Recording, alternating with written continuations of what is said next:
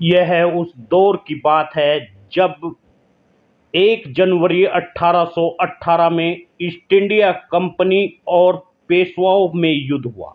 पेशवाओं की सेना में 20,000 घुड़सवार, 8,000 पैदल, ऐसे कुल 28,000 सैनिक थे। उनकी अगुवाई में पेशवा बाजीराव कर रहे थे और ईस्ट इंडिया कंपनी की तरफ से बॉम्बे लाइन एंड फैक्ट्री में कुल 500 महार थे, जिनके आधे घुड़सवार थे और आधे पैदल यात्री थे। महार रेजिमेंट के शौर्य बल के आगे पेशवा नहीं टिक सके और युद्ध पेशवाओं की करारी हार हुई।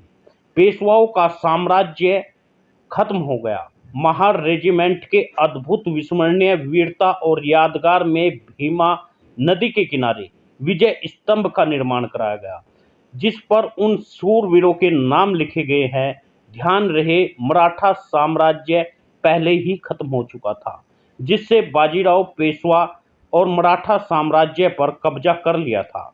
इसलिए यदि कोई कहे यह लड़ाई मराठाओं और अंग्रेजों के बीच हुई, मराठा और महारों के बीच हुई, तो यह बिल्कुल गलत है।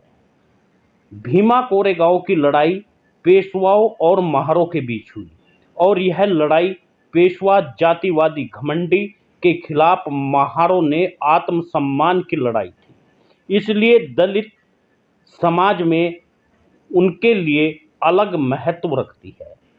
इसे हम सिर्फ दो जातियों के बीच की लड़ाई तक सीमित नहीं कर सकते, बल्कि यह लड़ाई उस व्यवस्था के खिलाफ थी जिसमें शूद्रों को युद्ध में भाग लेने का अधिकार नहीं था।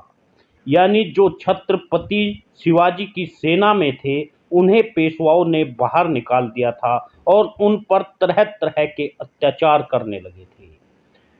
यह अत्याचार और आत्मसम्मान बचाने के लिए अंग्रेजों की ओर से लड़े महार सैनिक।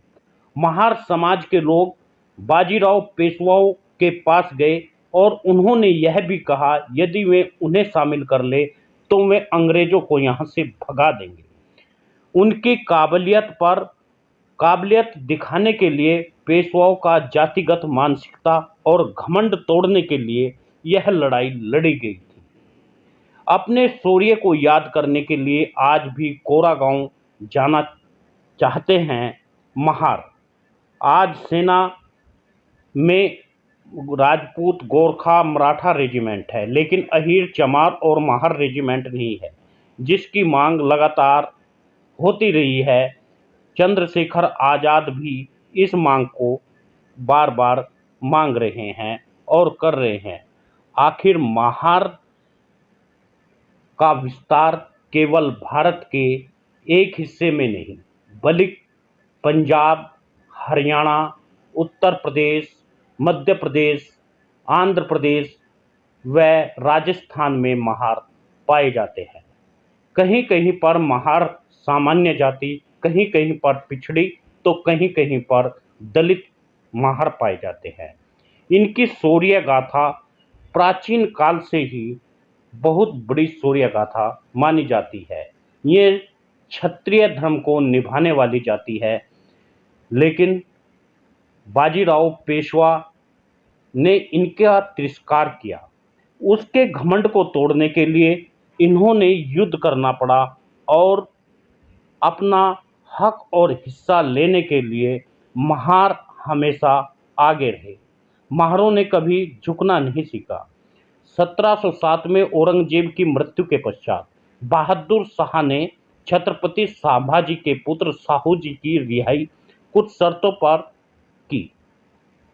उसके तुरंत बाद साहू जी ने मराठा सिंहासन का दावा किया और उनकी चाची ताराबाई ने उसके बेटे को चुनौती दी और 1713 में साहू जी ने मराठा साम्राज्य के छत्रपति बन चुके थे। उन्होंने बालाजी विश्वनाथ जी को, यानी चित्तपावन ब्राह्मण थे, उन्होंने पांचवा पेशवा जो पहले प्रधानमंत्री था उसे घोषित कर दिया। बाद में पेशवाओं का दौर जारी हुआ। वे मराठा साम्राज्य के प्रमुख शक्ति के केंद्र बन गए और छत्रपति एक शक्तिविहीन औपचारिकता मात्र शासक रह गए, जैसे आज राष्ट्रपति होते हैं। मराठा साम्राज्य की पूरी कमान पेशवाओं के हाथों में आ गई और पेशवा यानी चित्तपावन ब्राह्मण ने अपनी जातिवादी सोच के कारण महारों को मनुस्मृति की व्यवस्था लागू कर दी, जिसके तहत उन पर तरह तरह के अत्याचार किए गए। यहाँ तक कि जहाँ पर महार चलते थे उनके पैरों को निशान मिटाते गए। इससे पहले इस तरह का व्यवहार कभी महारों के साथ नहीं किया गया था। यह वही दौर था जब ईस्ट इंडिया कंपनी भारत में अपना विस्तार करने में लगी हुई थी और बाजीराव पेशवाओं को हराना बेहद जरूरी था। ईस्ट इंडिया कंपनी अपनी रणनीति बना ली और महारों ने ईस्ट इंडिया कंपनी के खिलाफ लड़ने के लिए पेशवाओं की सेना में भर्ती होने का भी आग्रह किया था, मगर पेशवा नहीं माने। तो यह बात जब अंग्रेजों को पता चली तो उन्होंने अपनी सेना में तमाम महारों को भर्ती कर लिया। मात्र 500 महारों ने केवल पूरे के पूरे साम्राज्य को ध्वस्त कर दिया। आज भी महार रेजिमेंट के यह शौर्य गाथा इतिहास के पन्नों में अंकित हो गई।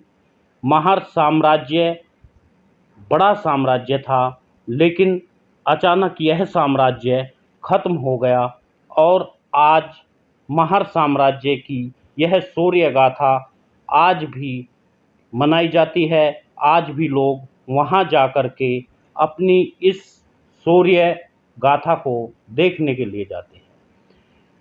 महार वास्तव में बड़े लड़ाका, बड़े वीर, बड़े बहादुर थे।